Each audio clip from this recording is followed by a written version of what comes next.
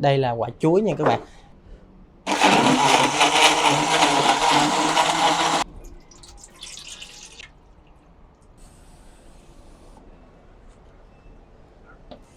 Cái tấm bông gòn nha.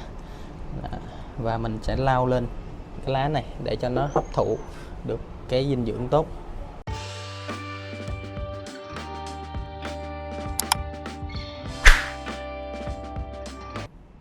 Xin chào tất cả các bạn, các cô chú, anh chị yêu lan trên toàn quốc.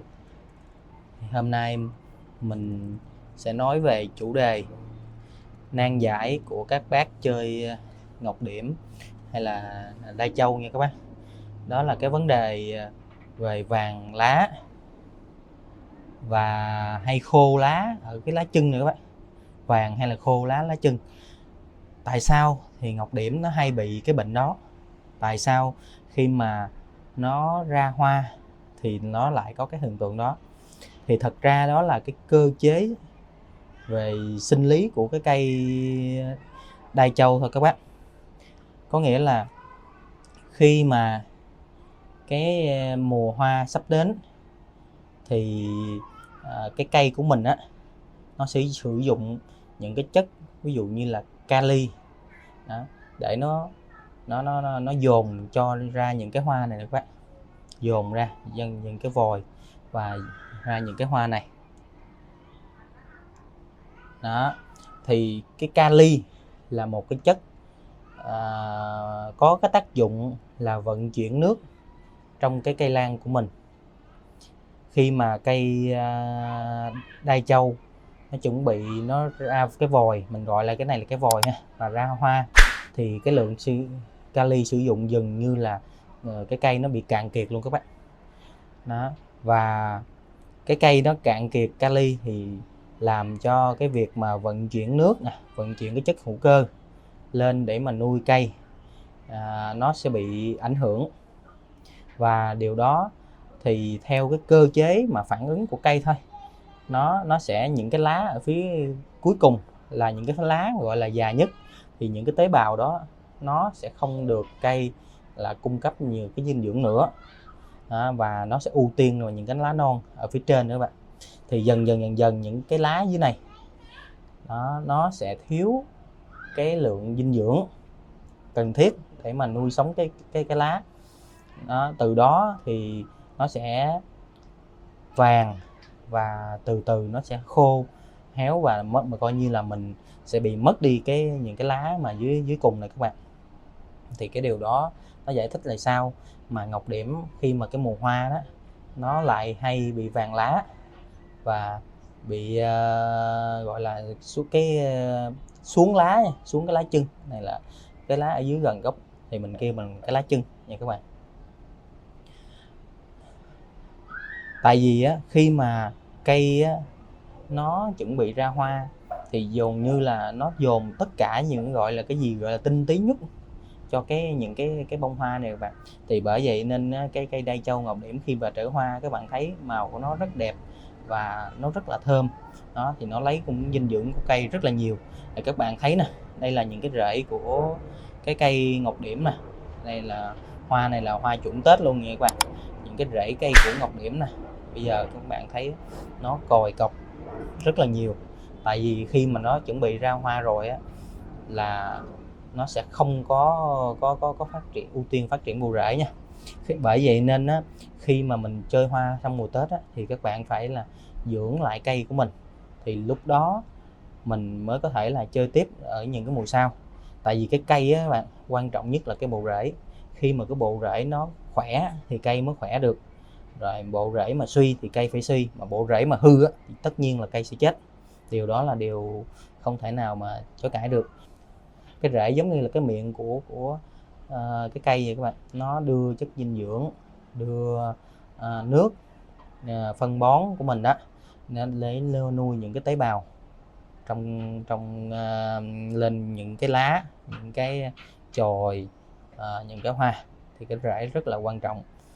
Hôm nay mình sẽ hướng dẫn thêm cho các bạn về cái cách khắc phục làm sao cho nó đừng vàng nữa. Đối với những cái lá mà nó vừa vàng thôi nha các bạn, còn cái lá mà nó đã khô rồi á thì dường như là không thể.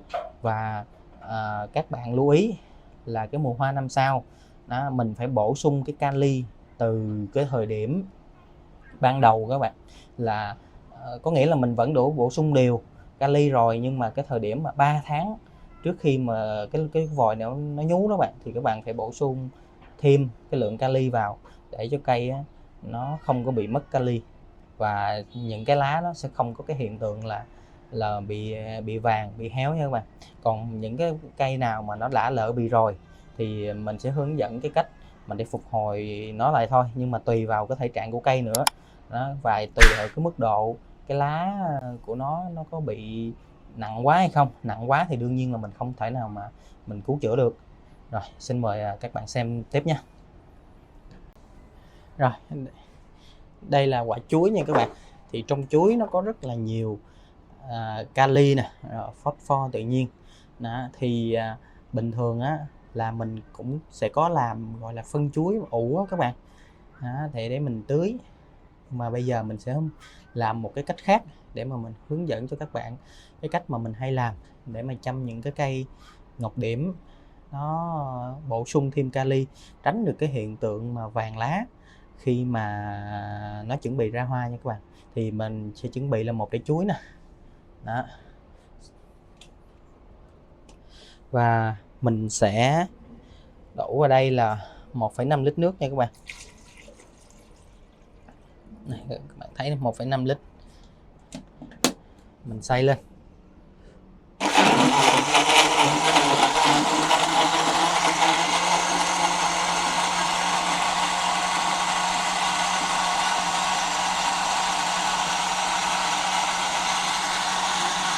Sau khi mà mình xay nhuyễn rồi các bạn, thì mình sẽ sử dụng một cái thau, một cái lưới và một cái khăn để mà mình lượt. Các bạn cứ lượt hết cái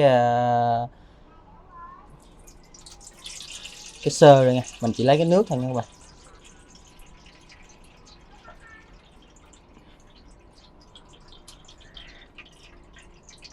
Đó. Rồi sau khi mà lượt xong đó các bạn, các bạn thấy nó chỉ còn là cái nước thôi nha. Các bạn tuyệt đối là không có được để cho cái chất trong chuối nó còn vươn ra đây nha các bạn. Đó. Thì mình sẽ sử dụng một cái ly nè, mình dùng khoảng nửa ly nha các bạn, nửa ly. Đó. Mình để riêng ra. Sau đó mình sẽ dùng toàn bộ cái nước này nè, mình cho vào cái chai phun nha.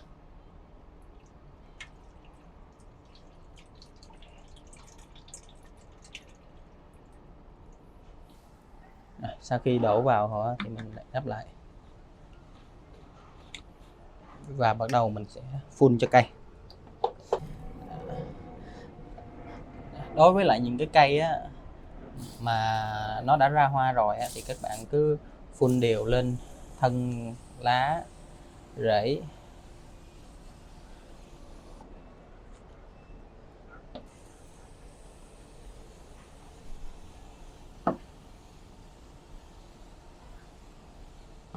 Mình phun đều các bạn. Này giống như một hình thức là phân bón lá, nhưng mà mình sử dụng là nguồn gốc tự nhiên. Các bạn phun đều lên. Xong rồi cái cây nào á, mà đang ra hoa đó các bạn, thì mình chỉ phun ở rễ thôi nha. Này, cây này đang ra hoa này các bạn. Đó, mà thì các bạn lưu ý mình chỉ phun dưới gốc thôi, hạn chế tối đa là mình phun lên hoa. Sau đó thì hồi nãy mình chiết ra cái ly này các bạn. Đó, thì mình sẽ sử dụng vải, một cái tấm bông gòn nha. Đó, và mình sẽ lau lên cái lá này để cho nó hấp thụ được cái dinh dưỡng tốt. Lau hai mặt nha các bạn. Và hạn chế tối đa là cái việc mà cho phân bón nè, rồi nước nè, mình vô những cái vòi hoa nha, thì nó sẽ làm cho cái vòi hoa nó sẽ mau tàn hơn, những cái bông hoa nó sẽ mau tàn, cộng với việc là mình sẽ sử dụng là cái chất đuổi côn trùng nha các bạn. Thì clip sau mình sẽ hướng dẫn cho các bạn.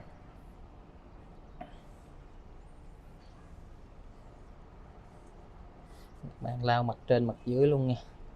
Thì cái việc mà thiếu kali á, của cái cây lan á, thì các bạn có thể là bổ sung bằng cách phương pháp tự nhiên, hoặc là mình sử dụng cái phân bón hóa học. Thì đối với mỗi người thôi, mỗi cá nhân, quan điểm của mỗi người thôi thì đều được nha các bạn. Thì sở thích của các bạn làm như thế nào á, thì mình làm theo như vậy.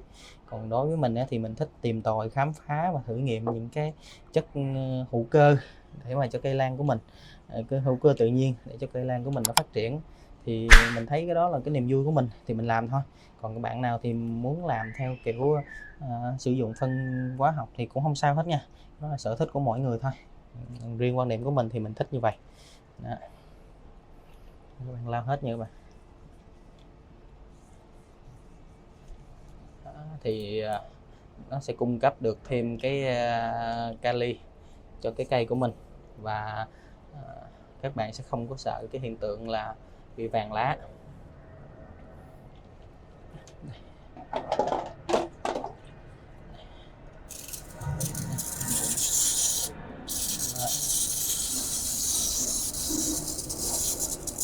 Cái phun vào rễ của nó như vậy. Đây là một trong những cái cách mà mình làm thôi nha các bạn, để cho bổ sung kali.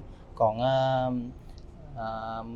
mình cũng sẽ bổ sung thêm đạm này cho lá nè, canxi nè cho rễ nè đó, rồi cho nó cây lan của mình mà khi mà nó khỏe rồi đó các bạn, thì lúc đó nó sẽ ra hoa rất là đẹp, rất là thơm, và sẽ không có bị hiện tượng là vàng lá chân nha các bạn. Đây, các bạn thấy cây rất là khỏe, và dường như cái cây các bạn thấy này, tất cả mấy cây trong vườn của mình nè các bạn,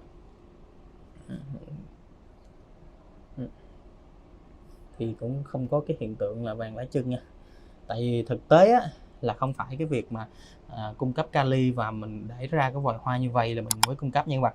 Trong năm á, thì mình sử dụng dịch chuối này á, là khoảng 10 ngày mình sử dụng một lần rồi trước khi 3 tháng á, để mà cây ra hoa đó, thì cứ 5 ngày là mình sử dụng một lần, mình tưới cho cây, bổ sung cho cái kali thì lúc nào cái cây nó cũng sẽ nước. Tại vì khi mà kali nó đủ á, thì nó phải vận chuyển nước và thừa phân bón á, lên được trên cái lá của mình nè. Và những cái lá này là những cái tấm pin năng lượng mặt trời, thì khi mà có cái năng lượng thì lúc đó nó mới vận chuyển được. Nói chung là nó sẽ kết hợp nhau đó các bạn, là một cái bộ máy mà kết hợp nhau. Thiếu một trong những cái chất thì cây nó cũng không tốt được. Ví dụ như cái lá mà nó thiếu đạm thì nó cũng không có tốt được, và nó cũng ảnh hưởng tới quá trình vận chuyển nước, rồi vận chuyển chất dinh dưỡng lên cho cây. Rồi rễ mà nó thiếu canxi thì nó cũng không phát triển đó. Thì cũng làm cho cây teo tóp. Này các bạn nhìn thấy nè, những cái rễ của mình rất là bự nha đó. Còn những cái rễ già rồi này thì bắt buộc nó phải khô được các bạn đó. Sau khi cái mùa hoa này thì sẽ dưỡng lại, và bắt đầu những cái đây nè, nó sẽ ra những cái rễ mới cho bắt đầu cái mùa hoa năm sau đó. Rồi video của mình đến đây xin tạm dừng. Thì bạn nào thấy hay thì có thể là bấm nút like và bấm nút đăng ký kênh để mà theo dõi mình cập nhật những cái phương pháp mới để mà theo một cách tự nhiên để chăm sóc cho cây lan. Chúc tất cả các bạn trên toàn quốc các bạn yêu lan có những cái giò lan đẹp và có những cái cách trồng hay. Cảm ơn các bạn rất nhiều.